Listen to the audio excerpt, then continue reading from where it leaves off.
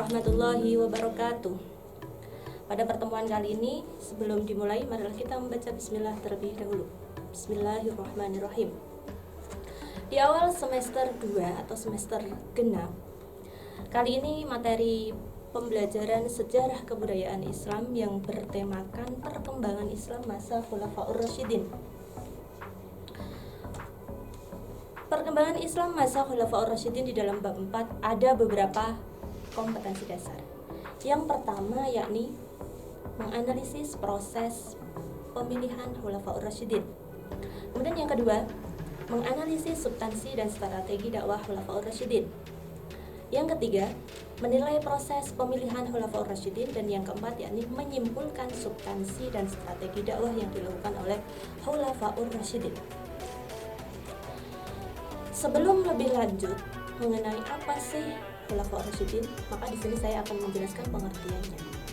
Khulafaur Rasyidin terdiri dari dua kata. Yang pertama adalah khulafa, yang berarti pemimpin, dan ar-rasyidin yang berarti mendapat petunjuk. Jadi bisa disimpulkan kalau Khulafaur Rasyidin adalah pemimpin yang mendapat petunjuk. Khulafaur Rasyidin itu siapa saja sih? Nah, di sini saya akan menjelaskan Khulafaur Rasyidin ada 4. Yang pertama yakni Abu Bakar As-Siddiq. Kemudian yang kedua, Umar bin Khattab. Yang ketiga, Utsman bin Affan. Dan yang keempat, Ali bin Abi Thalib. Tapi sebelum lebih lanjut, ada prawacana. Yakni Rasulullah Shallallahu Alaihi Wasallam diutus ke dunia ini mempunyai 2 tugas yang harus dilaksanakan. Yang pertama yakni menyampaikan risalah Allah Subhanahu Wa Taala, yang dengan beliau dipilih untuk menyampaikan kepada umat manusia. Dalam hal ini beliau seolah dipandang sebagai legislator syariat yang diberi mandat oleh Allah Subhanahu wa taala. Kemudian tugas yang kedua yakni menjadi imam kaum muslimin yang menyatukan mereka, mengajak dan mengarahkan mereka kepada kebaikan dan menjauhkan dari keburukan, serta menjadi hakim bagi pemutus berbagai persoalan di antara mereka berdasarkan hukum yang diwahyukan kepadanya. Kemudian beliau menjadi pelaksana dari hukum-hukum tersebut. Nah, dengan wafatnya beliau yakni Nabi Muhammad SAW, maka tugas pertama telah usai dan menjadi tanggung jawab para sahabatnya untuk meneruskan tugas yang kedua, yaitu menjadi imam kaum muslimin. Maka terbentuklah yang namanya Khulafaur Rasyidin. Nah, di sini saya akan membahas dari yang pertama, yakni Abu Bakar As-Siddiq. Siapa sih sosok Abu Bakar As-Siddiq? Abu Bakar dilahirkan 2 tahun setelah tahun gajah, yang bertepatan dengan tahun kelahiran Rasulullah Shallallahu Alaihi Wasallam. Nama asli Abu Bakar adalah Abdullah. Kemudian beliau mendapatkan julukan yakni Abu Bakar. Bakar di sini adalah nama unta yang masih muda. Kemudian nama lengkapnya adalah Abu Bakar bin Abi Kuhafah bin Murrah bin Ka'ab bin Lu'ay bin Ghalib bin Fir. Setelah Rasulullah SAW wafat, Abu Bakar terpilih menjadi khalifah atas kesepakatan kaum Ansor dan Muhajirin, yakni di Saqifah Bani Sa'idah. Masa kepemimpinan Abu Bakar yang sangat singkat, yaitu hanya 2 tahun 3 bulan 10 hari, digunakan untuk menata kembali akidah kaum muslim setelah tergoncang dengan kepergian Rasulullah SAW. Abu Bakar wafat pada tanggal 21 Jumadil Akhir tahun 13 Hijriyah atau bertepatan dengan tanggal 22 Agustus tahun 634 Masehi. Kemudian substansi dan strategi dakwah Abu Bakar As-Siddiq. Beliau menjadi seorang khalifah pertama. Pastilah tentu mempunyai yang namanya substansi dan strategi dalam dakwahnya. Strateginya yang pertama adalah perang Riddah.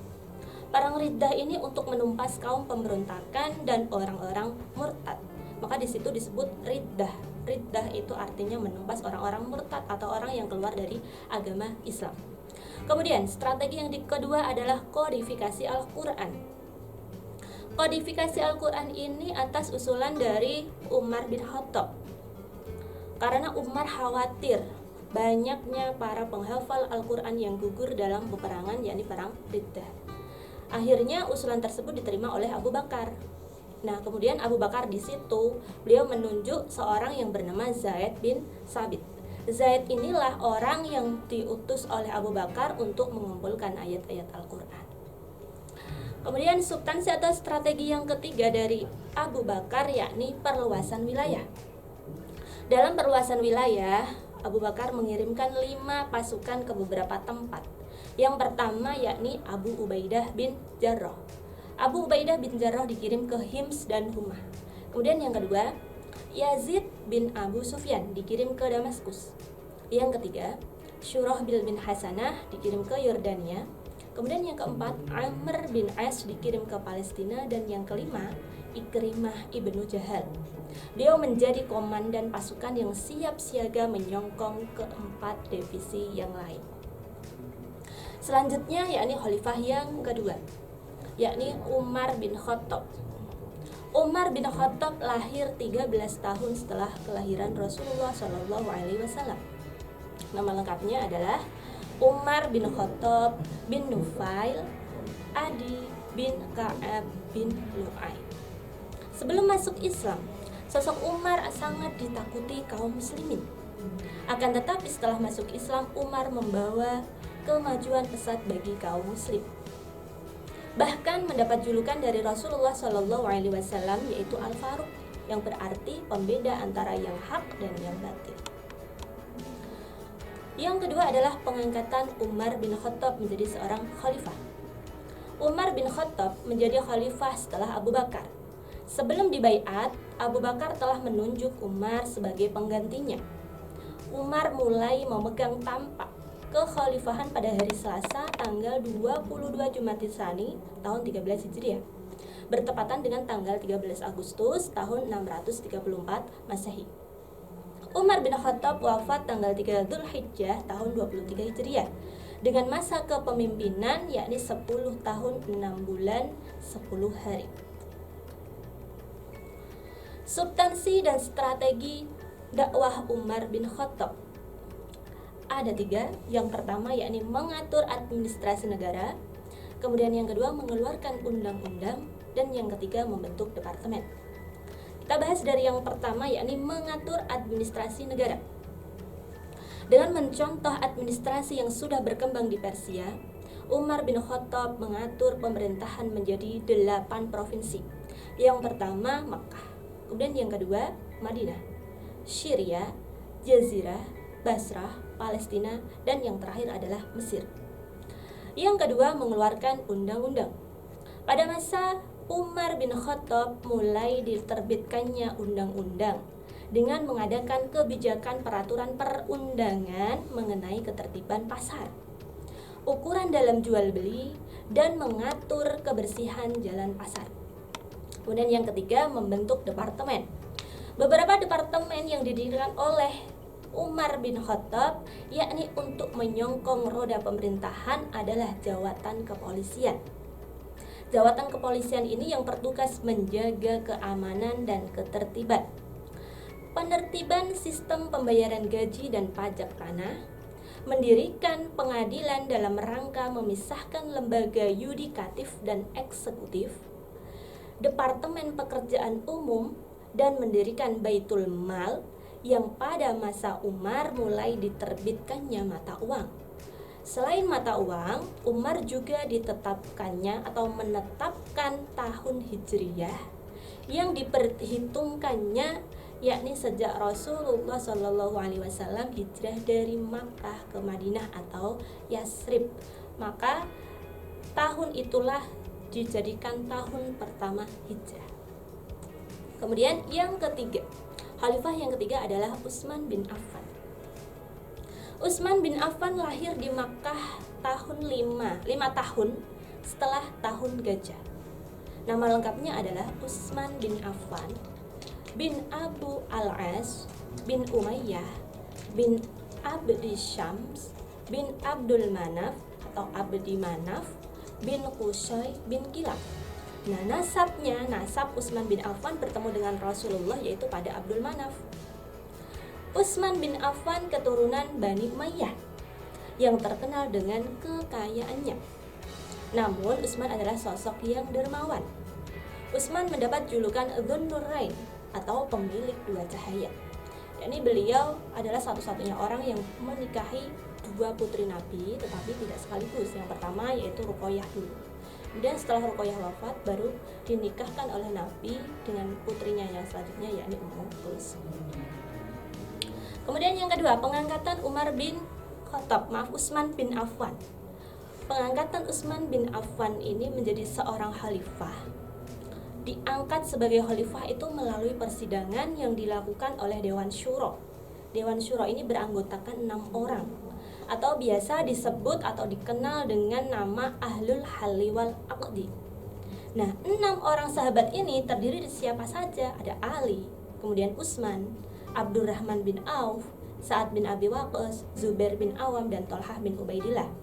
Setelah keenamnya bermusyawarah, maka terpilihlah Utsman bin Affan sebagai khalifah yang ketiga, yaitu pada tanggal 28 Dzulhijjah tahun 23 Hijriah, dan mulai menjalankan tugas kekhalifahannya yaitu pada bulan Muharram tahun 24 Hijriah, berarti 1 tahun setelah dibaiat.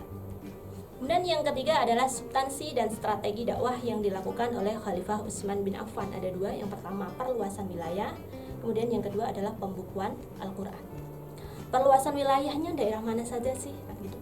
Daerah-daerah strategis yang sudah dikuasai Islam seperti Mesir dan Irak terus dikembangkan dengan melakukan serangkaian ekspedisi militer yang terencana secara cermat.